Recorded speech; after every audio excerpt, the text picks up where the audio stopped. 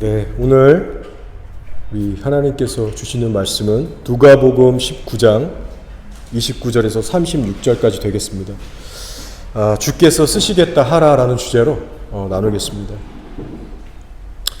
교도가실게요. 감람원이라 불리는 산 쪽에 있는 벳바게와 베다니에 가까이 가셨을 때에 제자 중 둘을 보내시며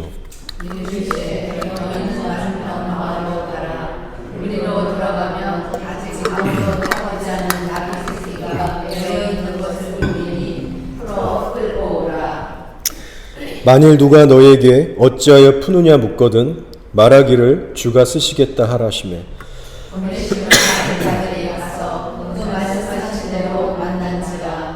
나귀 새끼를 풀 때에 그 임자들이 이르되 어찌하여 나귀 새끼를 푸느냐 다 같이 제가 읽을게요. 그것을 예수께로 끌고 와서 자기들의 겉옷을 나귀 새끼 위에 걸쳐놓고 예수를 태우니 가실 때에 그들이 자기의 겉옷을 길에 펴더라. 아멘. 오늘의 말씀의 배경은 6월절로부터 약 4, 5일 전에 일어난 사건입니다. 십자가에 못 박히신 그 6월절의 그 날로부터 이제 수일 전에 벌어진 사건이죠. 그리고 이번 주 오는 15일 금요일이 유대력으로 6월절입니다. 그리고 그 후에 7일간 무교절이 이어지죠. 교회력으로 봐도 다음 주일이 부활절입니다. 그래서 무엇보다도 이번 6월절 부활절의 기간을 우리가 통과하면서 우리의 영혼이 다시 한번 깨어나고 예수님과의 더 깊은 관계로 들어가게 되는 그런 귀한 하나님의 인도하심이 있기를 우리가 기도하면서 갈망했으면 좋겠습니다. 여러분, 우리가 하나님의 일을 해 나갈 때에 우리들의 이름이 드러나고 높아지는 것은 전혀 중요한 것이 아닙니다. 중요한 것이 뭐예요? 하나님이 나를 쓰시고자 하실 때 내가 얼마나 준비되어 있는가, 또 내가 어떻게 반응하냐입니다. 오늘 본문에 등장하는 사람들이 몇 있는데 성경은 그들의 이름을 전혀 밝히지 않고 있습니다. 그리고 우리가 눈여겨봐야 할 것은 그들 모두가 주의 음성을 들었을 때에 즉각적으로 순종했다는 사실이에요.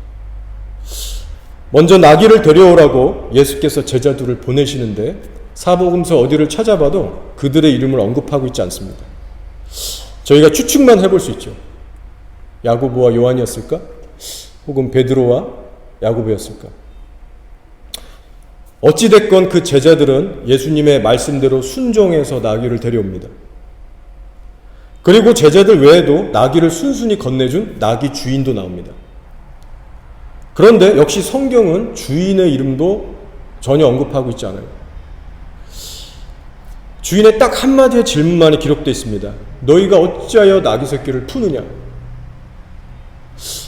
왜 그러느냐? 그거 내 나귀인데.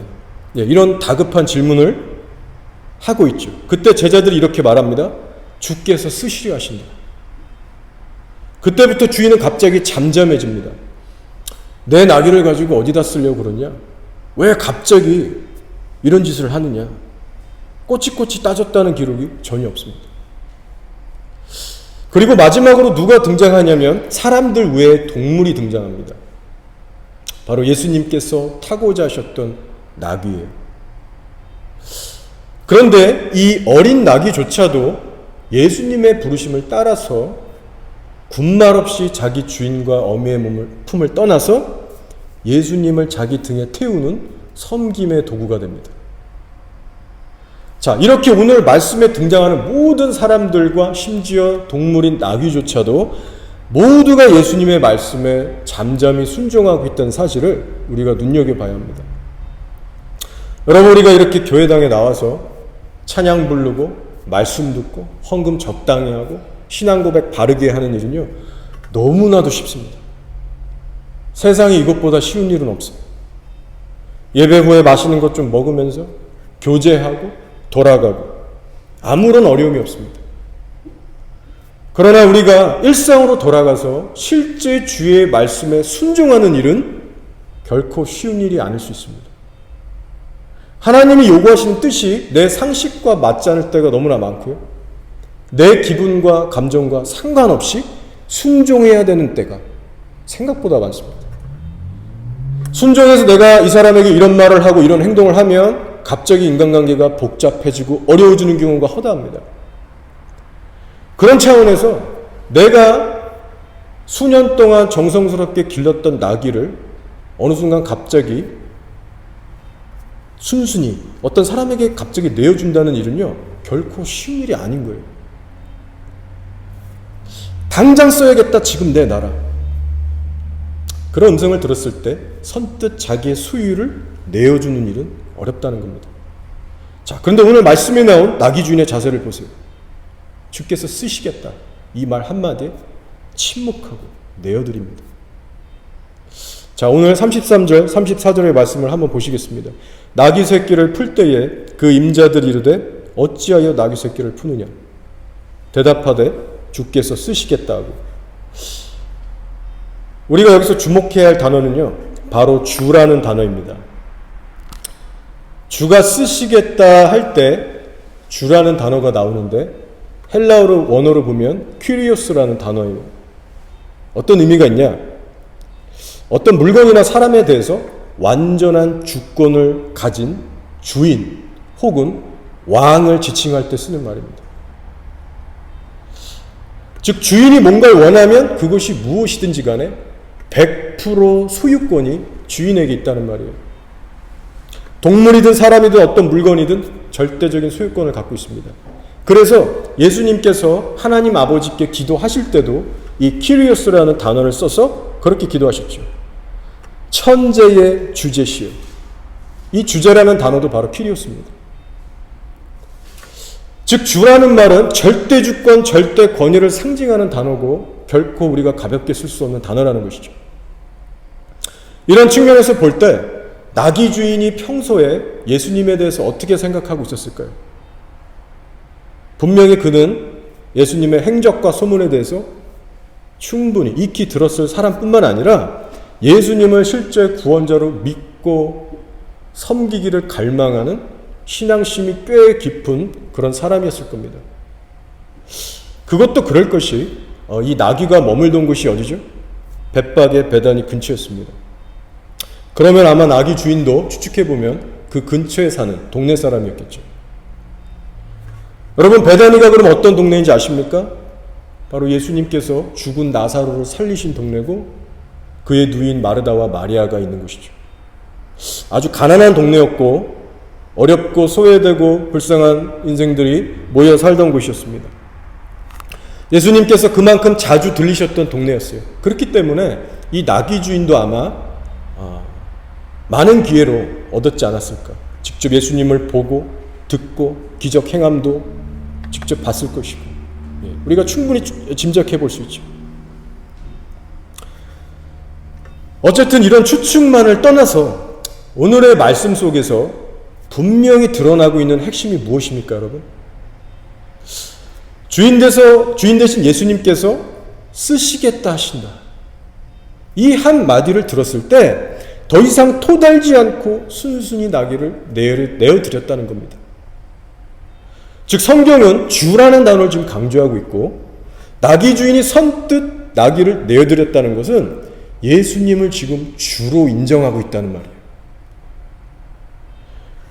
따라서 성경이 지금 뭘 말해주고 있습니까? 비록 나귀 임자의 이름은 밝히고 있지 않지만 주의 말씀에 반응하는 그의 자세를 통해서 살아있는 참된 믿음은 어떤 믿음인가? 그것에 대한 메시지를 주고 있는 거예요. 그렇다면 이 시간 우리 자신을 한번 돌아볼까요? 우리는 정말 예수님을 삶의 주인으로 모시고 있습니까? 한번 스스로를 점검해 보세요. 예수님은 나의 주인이십니다. 그저 고백만 하고 교회만 나오는 수준이 아니라 정말로 나의 마음, 시간, 재정, 삶의 모든 것을 아낌없이 드리면서 따라가고자 그런 진짜 주인으로 모시냐라는 질문이에요. 여러분, 이런 질문 앞에 서게 됐을 때 혹시 갑자기 마음이 불편해지거나 어려워지십니까? 근데 이런 질문은 절대로 우리가 피해갈 수가 없어요. 누군가를 주인으로 모시고 산다는 것은 그만큼 나의 개인적인 삶을 내려놓는다는 의미입니다. 나의 계획, 내가 원했던 삶, 나의 라이프스타일, 나의 뜻, 나의 개인적인 삶이 예수님 앞에 반드시 내려놓게 돼요. 그 이유는 예수님이 내 삶의 주인이기 때문에. 여러분, 정말 예수님이 여러분의 주인 되십니까? 그러면 그에 대한 명백한 증거들이 현재 삶에 나타나고 있습니까? 만약 그렇지 않다면 여러분의 삶의 주인은 아직까지 예수님이 아닌 거예요. 여러분이 입술로는 그렇다 고백할지 모르지만 여러분의 삶에 나타나는 증거, 열매가 없다면 예수님이 주인이 아닌 겁니다. 여러분, 이 현실에 대해서 절대로 가볍게 생각하지 마시기 바랍니다. 왜냐? 예수님이 우리의 주인이 되지 않으면 우리 결코 천국 갈 수 없어요. 여러분이 아무리 영적인 어떤 체험을 많이 하고 환상을 자주 보고 꿈을 꾸고 그 어떤 체험을 많이 경험한다 해도 실제 여러분의 가치관과 말과 행동, 여러분의 삶이 변화되지 않으면 예수님은 여러분의 주인이 아닙니다. 여러분, 그런 차원에서 우리들의 삶의 자세가 지금 예수님을 등에 태우고 걸어가고 있는 이 어린 나귀를 닮아야 될 필요가 있어요. 여러분, 나귀라는 동물에 대해서 잘 아십니까? 한국이나 뉴질랜드에서는 우리가 쉽게 볼 수 있는 그런 동물은 아닌 것 같아요. 적어도 이런 도심지에 살면. 자, 알려진 바에 의하면 나귀는 충성스럽고 부지런하고 에너지도 많고 일을 그렇게 잘한답니다. 말에 비해서 키도 작고 다리도 짜리몽땅하지만 체력이 그렇게 좋대요. 그래서 예나 지금이나 사람들을 태우기도 하고 짐을 운반하는 수단으로도 쓰이고 또 농경 이런 어떤 논밭에 일을 할 때도 이제 쟁기를 갈고 많은 일들을 하죠. 그런데 장점만 있는 게 아니라 단점도 있습니다. 고집이 세고 성질이 나쁘고 게다가 정욕까지 세답니다.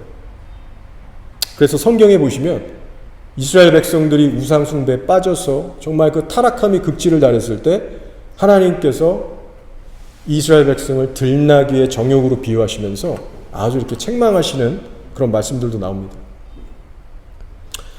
자, 그런데 예수님께서는 이제 예루살렘의 입성을 앞두시고 나귀란 동물을 선택하시고 자신을 태워줄 귀한 도구로 사용하시겠다 하시는 거예요. 특별히 다 자란 어른 나귀가 아닙니다. 어린 나귀 새끼를 고르셨습니다. 30절을 보세요. 아직 아무도 타보지 않은 나귀 새끼가 메어 있는 것을 보리니 풀어 끌고 오라. 자, 어린 나귀인데 게다가 한 번도 사람을 태워본 적이 없는 나귀입니다. 특별히 마태복음을 보시면 이에 대한 좀 더 구체적인 설명이 나오고 있는데 나귀 새끼가요, 엄마 나귀하고 함께 있었다라고 복수로 나옵니다.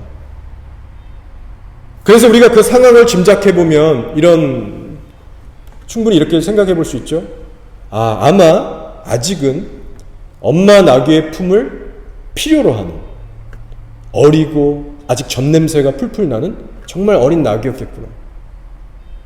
아직 키도 작고 덩치도 작고 아직은 한없이 약해서 어떤 성인의 다 큰 장성한 성인을 등에 태우고 가는 일은 너무나도 어렵고 부담스러운 그런 사이즈의 어린 나귀였다라는 것이죠.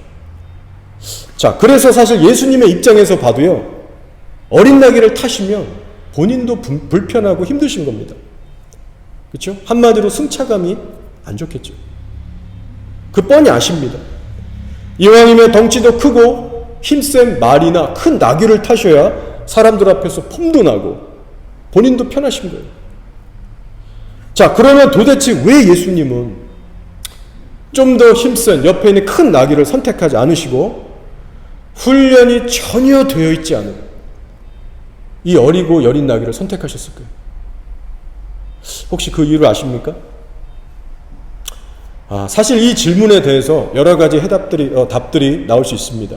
예를 들면 예수님께서 어린 나귀를 타셔야만 구약성경 스가랴 9장 9절에 그 말씀이 이루어지죠.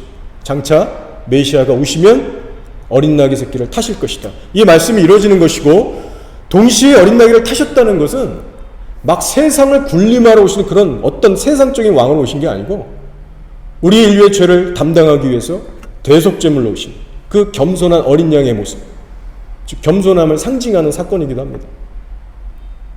이렇게 좋은 여러 가지 의미들이 나올 수 있어요. 그러나 여러분, 이 시간에는 우리가 한번 어린 나귀의 입장에서 바라보기를 원하는 거예요.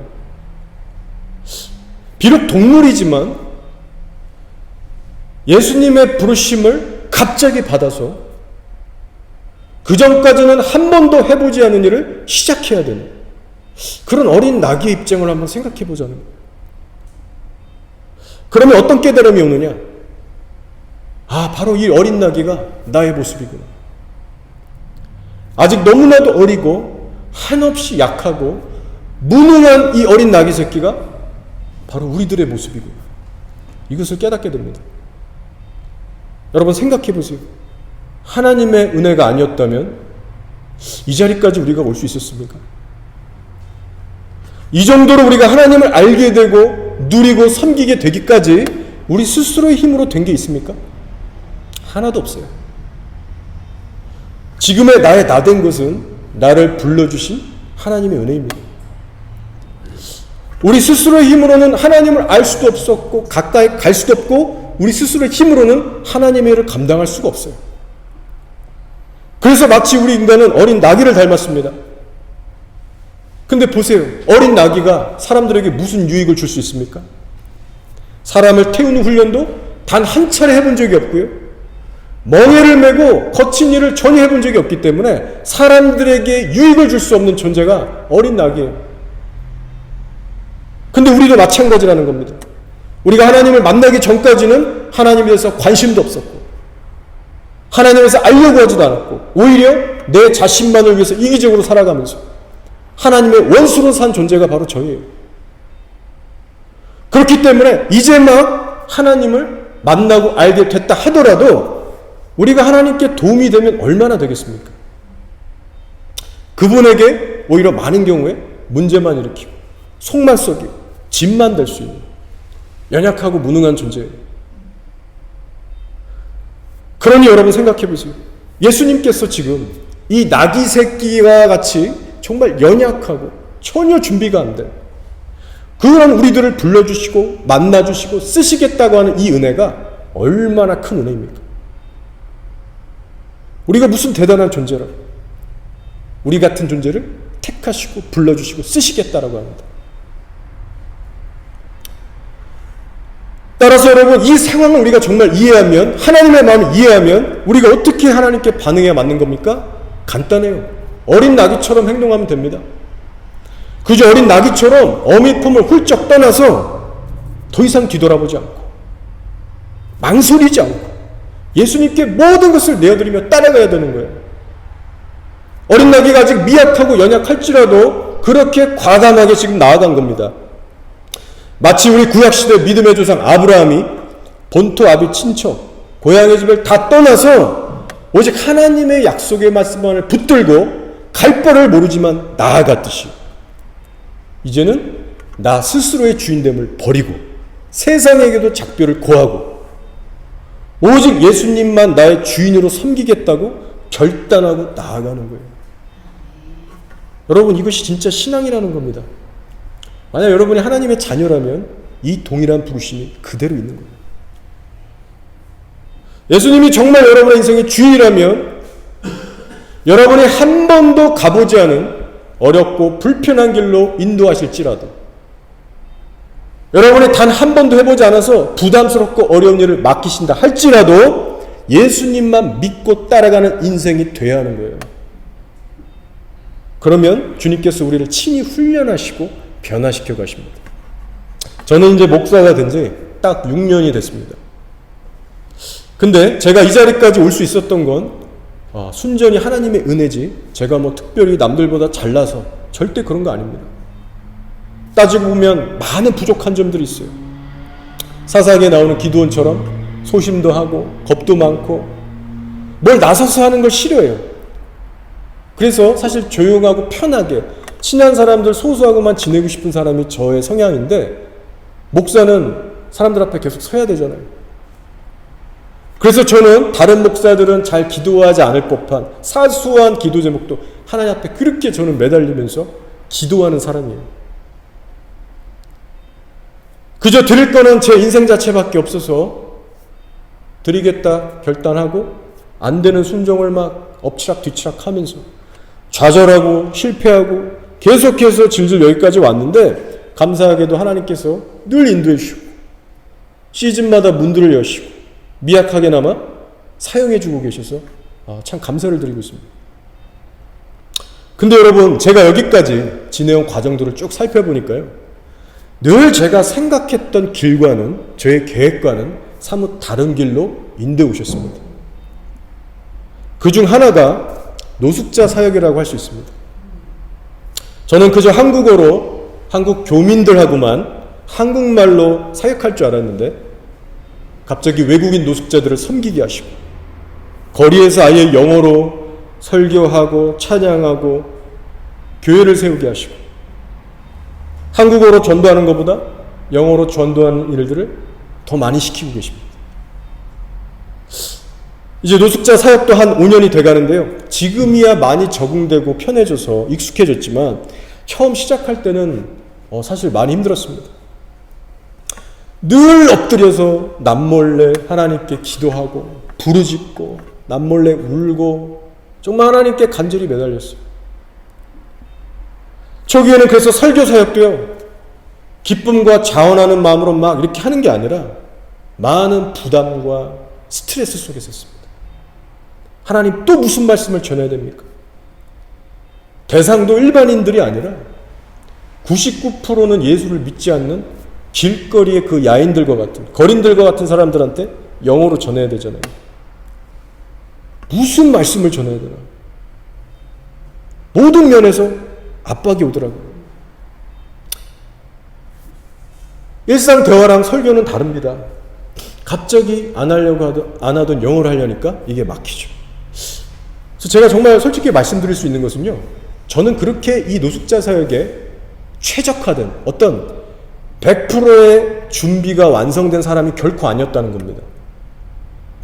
그 전까지 제가 영어로 설교해 본 경험이 딱 3번 정도였습니다.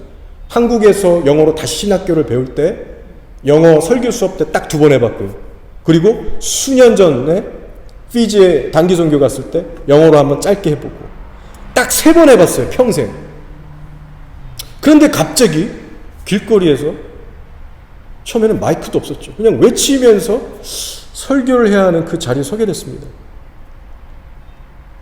지금은 노숙자들이 정말 얌전해지시고 호응도 해주시고 적응도 잘 해주셔서 정말 좋은 분위기가 됐지만, 처음에는요 아수라장이었어요. 시끄럽고 질서가 안 잡히고 뭐 별의별 무법천지였습니다.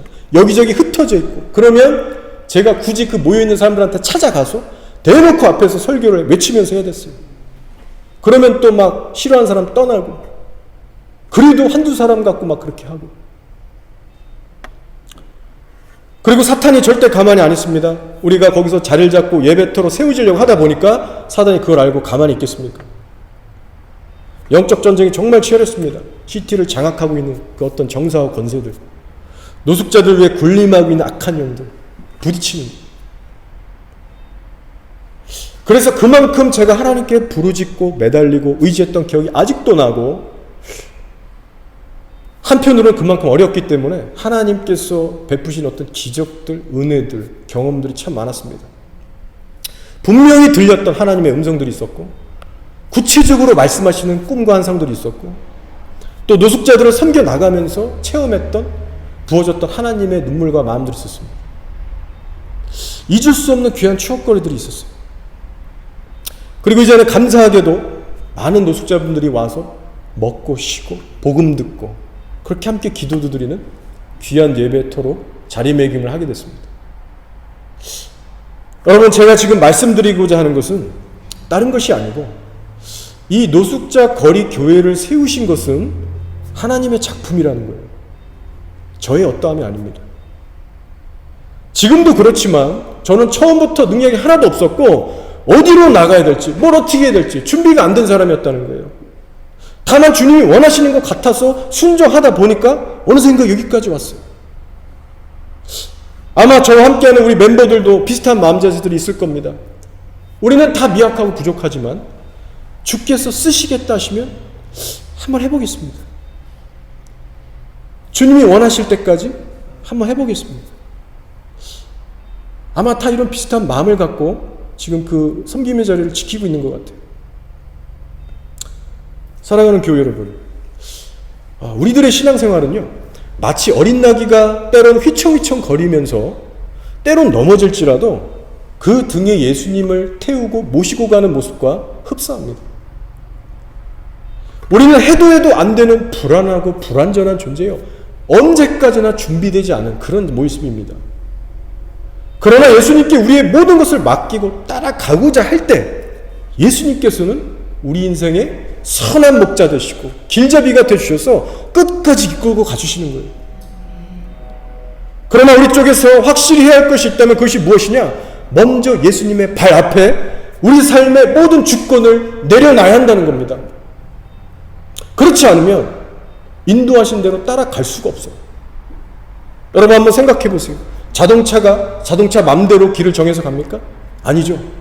운전대를 잡은 그 운전자의 방향에 따라 갈 뿐입니다. 나귀도 마찬가지잖아요.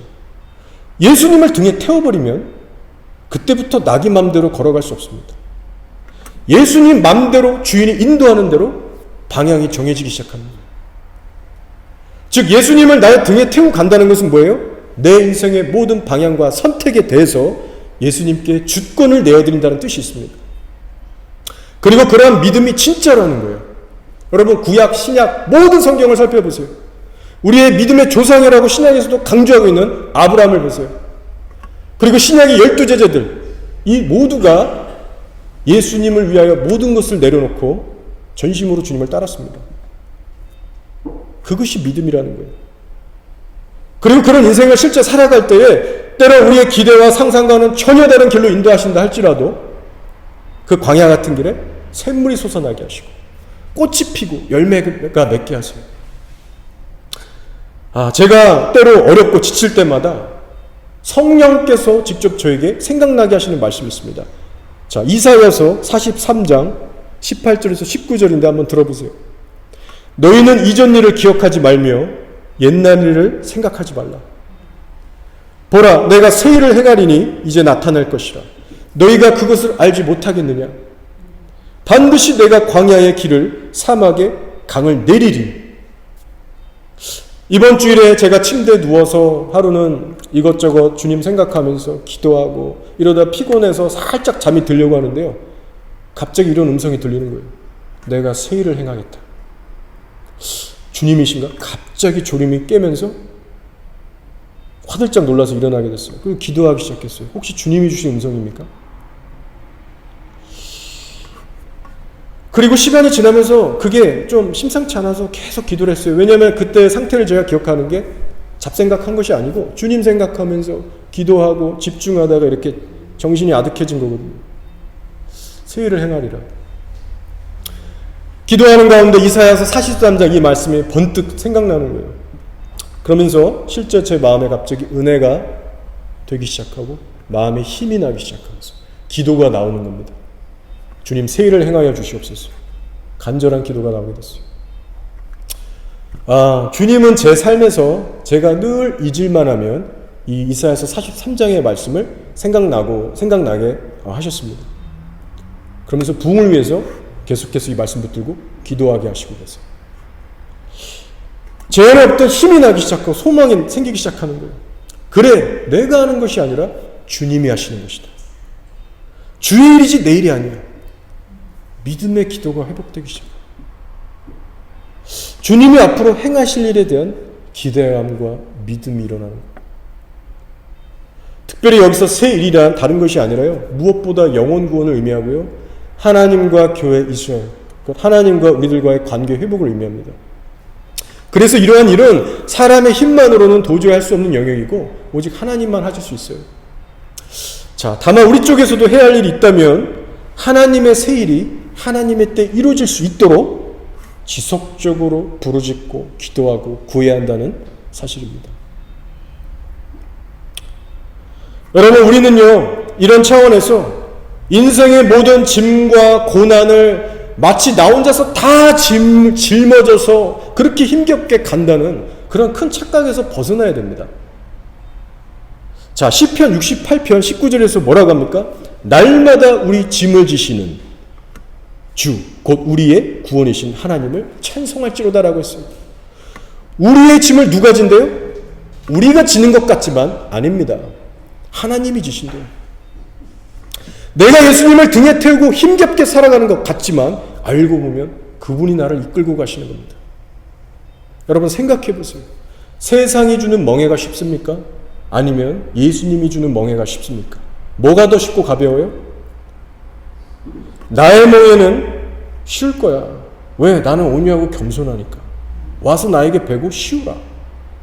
세상에서 줄 수 없는 안식과 평안이 예수님과 함께하는 삶이 있다는 겁니다.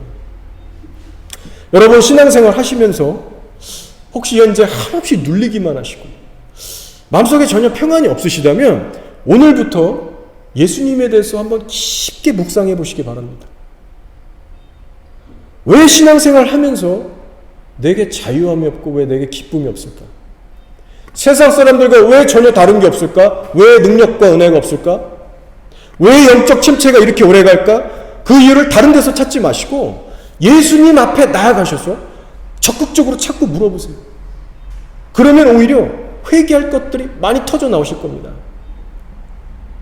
내가 평소에 예수님을 전적으로 의지하지 못했기 때문에, 전적으로 목말라하고 찾지 않고 가까이 가지 않았기 때문에, 범사의 주님의 음성에 귀 기울이면서 신중히 선택하고 따라가지 않았기 때문에 오는 영적 침체일 수 있어요.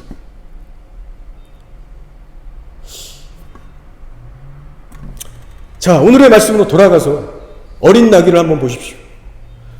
지금 예수님을 등에 태우고 영문도 모른 채 지금 터벅터벅 걸어가던 이 어린 나귀는요, 자기가 지금 어떤 일을 감당하고 있는지, 어느 방향으로 나아가고 있는지 전혀 상상할 수 없었습니다.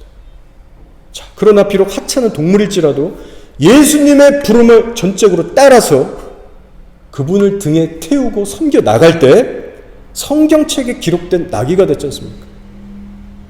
그래서 2000년이 지난 지금 이 21세기에도 수많은 사람들이 그 나귀에 대해서 알고 얘기를 하게 되는 그 유명한 나귀가 됐다는 거예요.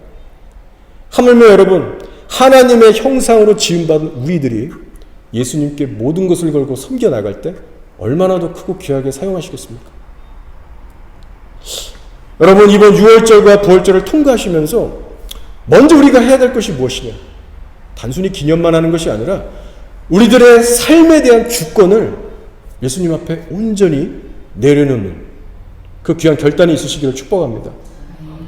스스로 주인된 삶을 버리시고 이제는 예수님이 이끄시는 방향대로만 기꺼이 순종하며 나아갈 수 있도록 여러분의 마음부터 비우시고, 하나님이 자꾸 경고해 주시고 깨닫게 하시는 죄들이 있다면 회개하고 버리시고 여러분의 마음의 중심과 삶의 실제를 예수님께 드리시기 바랍니다. 그래야만 여러분의 영혼도 살고요, 여러분의 남은 인생도 예수님의 손에 붙들려서 하나님 보시기에 가치 있고 의미 있는 인생 살다가 천국에 들어갈 수 있습니다. 자, 그러나 기억하세요. 여러분이 만약 여전히 자신의 욕심과 계획과 뜻대로 살기를 고집한다면 여러분의 인생에는 예수님이 들어갈 자리가 결코 없습니다. 그러면 여러분은 예수님 대신 여러분 자신이라고 하는 우상을 섬긴 대가를 반드시 지불하게 되실 겁니다. 자, 예레미야 17장 5절 말씀이에요. 여호와께서 이와 같이 말씀하시니라. 무릇 사람을 믿으며, 이건 내 자신을 믿고 살아가는 사람들 얘기하는 거예요. 무릇 사람을 믿으며 육신으로 그의 힘을 삼고, 이건 무슨 말이에요? 내가 번 돈, 내 스펙, 나의 인간적인 어떠함이에요. 육신으로 그의 힘을 삼고 마음이 여호와에게서 떠난 그 사람은 저주를 받을 것이라. 여러분, 교회에 이렇게 앉아 있어도 우리의 마음은 예수님께 떠날 수 있다는 거 아십니까? 이 말씀을 잘 묵상해 보시기 바랍니다. 하나님께서 분명히 경고하고 계시죠. 영원한 진리 되시고 영원한 생명 되신 예수 그리스도로부터 멀어지면 우리에게 남는 건요, 영원한 심판뿐입니다. 영원한 불지옥이에요. 여러분, 그런 인생 살고 싶습니까? 싫으시다면 여러분 이제 결단하셔야 됩니다. 더 이상 교회에 왔다 갔다 하는 삶을 회개하고 삶의 주인을 진짜로 나로부터 예수로 바꾸셔야 돼요. 하나님께서 지금 은혜 주시고 이렇게 이끌어 주시라고 할 때 이 기회를 절대로 놓치지 마시기 바랍니다. 이 시간 다시 한번 정신 차리셔서 나는 지금 어디로 가고 있나? 내 인생의 주인이 정말 예수님 되신가? 이 길 끝에 나 오늘 죽으면 천국 들어갈 수 있나? 다시 한번 말씀으로 인해서 여러분의 현 주소를 확인하시기 바랍니다. 자, 여러분, 우리 인생들이 얼마나 죄에 익숙하고 악한지 몰라요. 여러분, 불과 2년 전에 코로나가 처음 터졌을 때 우리 얼마나 긴장하고 걱정했습니까? 폐에 다 빠져가지고 현지 키위들도 그 모래 가가지고 줄 서갖고 휴지 사재기 하고. 근데 2년이 지금 지난 지금 어때요? 별로 두려워하지 않아요. 그때보다 지금 더 많은 사람들이 죽어나는 통계를 봐도 체크도 안 합니다, 요새는. 저도 그렇고요. 자, 근데 여러분, 하나님의 말씀에 대해서, 그 말씀에 대한 우리들의 자세도 별로 크게 그렇게 다르지 않다는 거 아십니까? 하나님이 우리들에게 들려주시는 그 경고의 말씀에 대해서 우리 안에 강한 내성이 생겼기 때문에 이제는 들어도 별로 자극적이지도 않고 두렵지도 않고 우리의 삶의 변화까지 이끌어내는 그 경청이 안 된다라는 거예요. 저희 집에는 그 정수기 같은 그 뭐 좋은 게 없기 때문에 여러분 아실 거예요. 그 브리타라고 하는 제품 아시죠? 그 자를 사서 필터랑 이렇게 주기적으로 갈아서 마셔야 되는 그 브리타를 쓰고 있습니다. 필터 하나당 기본적으로 약 4주 정도 가게끔 이 설계가 되어 있더라고요. 그래서 그 전자식으로 해서 위에 그 알림이 뜹니다. 4주 정도 딱 쓰면 이렇게 깜빡깜빡 되면서 이제 교체하라는 신호를 줘요. 그러면 그거 보고 바로 갈던가 아니면 조만간에 좀 더 쓰다가 바꾸게 되죠. 자, 여러분, 우리가 이렇게 마시는 물조차도 우리의 건강을 생각해서 제때제때 필터를 확인하고 바꿔준다면 우리의 영혼에 대해서는 얼마나 더 우리가 자주 점검하고 하나님 앞에서 보살피며 살아야겠습니까? 그냥 되는 대로 어떻게든 되겠지. 오늘 아니면 내일 하지. 회개를 미루고 기도를 미루고 하나님 앞에 내 전부를 드리는 그 일을 계속해서 딜레이 하다 보면 여러분, 그 끝이 어떻게 되겠습니까? 그렇게 인생 미루고 살다가 지옥에 떨어진 사람들이 여러분 수도 없이 많다는 거예요. 자, 이제 한 가지 포인트를 더 나누고 말씀을 정리하겠습니다. 오늘 말씀에 보시면 어린 낙이지만 사람을 한 번도 태워보지 않은 낙이라고 했어요. 여기에는요 또 다른 영적인 메시지가 있는 겁니다. 자, 어린 나귀가 한 번도 사람을 태워보지 않았다는 것은 그만큼 새 속에 물들지 않고 점과 흠이 없다는 뜻도 됩니다. 실제 그래서 구약시대에 속죄물을 하나님께 바칠 때에 아무 제물이나 갖다 쓴 게 아니라 하나님이 특별히 요구하실 때는요 멍에를 한 번도 메어보지도 않고 일도 한 번도 해보지 않은 점과 흠이 없는 그 암송아지, 이런 제물들을 사용했습니다. 그만큼 세상의 때가 묻지 않은 순결한 제물이라는 것이죠.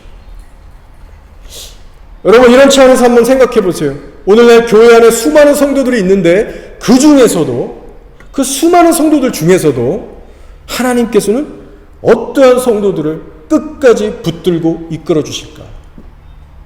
여러분, 이것을 생각해 볼 때 답은 금방 나옵니다. 여러분, 우리가 분명히 해야 될 것은 하나님을 기쁘시게 하는 기준에는 구약과 신약 사이에 절대 변함이 없다는 사실입니다. 자, 디모데 후서 2장 20절 21절을 읽어드릴게요. 이에 대한 답이 정확히 나와 있습니다. 큰 집에는 금그릇과 은그릇뿐 아니라 나무그릇과 질그릇도 있어 귀하게 쓰는 것도 있고 천하게 쓰는 것도 있나니 그러므로 누구든지 이런 것에서 자기를 깨끗하게 하면 귀히 쓰는 그릇이 되어 거룩하고 주인의 쓰심에 합당하며 모든 선한 일에 준비함이 되리라. 사도 바울의 입술을 통해서 주신 말씀입니다. 자, 우리 성도들을 지금 다 그릇으로 비유하고 있습니다. 근데 누구는 금그릇과 같고 어떤 이들은 은그릇과 같고 심지어 어떤 사람들은 질그릇, 흙그릇과 같다는 거예요. 자, 근데 이 모든 그릇들이 하나님 앞에 다 똑같이 귀하게 쓰임받으면 좋겠지만 현실은 결코 그렇지 않다는 겁니다. 사랑과 자비가 많으신 하나님을 우리가 알고 있지만 모든 성도들이 금그릇처럼 사용받는 것이 아니에요. 우리가 예수님을 주라고 똑같이 시인하고 고백해도 똑같이 좋은 교회를 다녀도 그 사람의 영혼이 더럽고 불결하면 하나님께서 쓰시지 않습니다. 그래서 저도 현재 목사지만요. 그래서 목사로서 하나님께 분명히 쓰임받고 있는 부분들이 있습니다. 그러나 계속해서 저도 쓰임받을 수 있도록 제 그릇이 더러워지면 다시 한번 결단해서 깨끗이 닦고 다시 한번 저를 변화시키고 말씀대로 따라가려고 부단히 애를 쓰고 있어요. 그래서 저에게는 항상 영적인 텐션이 있습니다. 여러분, 하나님이 저를 목사로 부르셨기 때문에 제가 지금 목사의 위치에서 설교하고 사역하고 섬기고 있어요. 그렇지만 제가 하는 그 모든 사역들이 결코 하나님 보시기에 쓰임받는다는 그 쓰임의 개런티는 되지 못합니다. 무슨 말입니까? 만약 저의 동기가 하나님 앞에 불순하다고, 하나님께서 저의 삶을 보실 때 더럽고 음란하고 부패했다면 하나님께서 뭐라고 하시겠어요? 나는 너 몰라. 네가 한 일 내가 받아줄 수 없는 쓰레기와 같은 것들이. 너는 지금 나와 동행하고 있지 않아. 그러면 제가 아무리 왕성하게 목사로서 활동하고 섬긴다 해도 사실상 쓰임받는 것이 아닙니다. 여러분도 마찬가지예요. 집사나 권사, 장로의 직분을 가지고 교회에서 많은 일들과 섬김을 맡아 한다 할지라도 여러분의 중심과 삶이 위선전이고 더럽다면 지금 쓰임받고 있는 것이 아닙니다. 따라서 저와 여러분이 정말 하나님과 동행하길 원하고 쓰임받기 원한다면 무엇을 가장 힘써야 합니까? 순종과 거룩함을 배워야 됩니다. 그리고 겸손하고 낮아져야 돼요. 이제 말씀을 정리하고 마치려 합니다. 여러분, 예수님과 가까이 동행하면서 쓰임을 받는다라는 삶은요, 결코 세상적으로 볼 때 편안하거나 낭만적인 일이 아닙니다. 그 이유는 자기를 내려놓게 하는, 자기 십자가를 지고 가는 인생들이기 때문에 그래요. 그러나 여러분 기억하시기 바랍니다. 하루하루 나를 부인하고 나를 십자가에 못 박는 그 일을 안 하면 여러분 안에 예수 그리스도의 생명력이 결코 드러나고 자라날 수가 없습니다. 그것을 반드시 기억하세요. 나를 부인하면서 예수님이 부르신 곳으로 어떻게든 따라가려고 할 때에 생명의 역사가 그때 일어나기 시작합니다. 이번 6월절 그리고 9월절을 지나면서 여러분 안에 혹시 예수님을 향한 건조한 마음, 굳어지고 딱딱해진 마음들이 있다면 오늘 시간 회개하시고 꼭 회복하시기 바랍니다. 혹시 여러분 가운데 예수님을 믿는다라는 입술의 고백 그 이상으로는 그 어떤 것도 하지 않고 시도도 안 해보고 그렇게 하루하루 바쁘게 살아가고 계시다면 하나님 앞에 이 시간 회개하시고 돌이키셔야 돼요. 예수님에 대한 사랑과 충성과 온전한 행위를 하나님 앞에 회복하셔야 됩니다. 자, 계시록 3장에 사대교회를 향해서 예수님이 이렇게 경고하셨습니다. 네가 살았다 하는 이름은 가졌으나 죽은 자로다. 너는 일깨어 그 남은 바 죽게 된 것을 굳건하게 하라.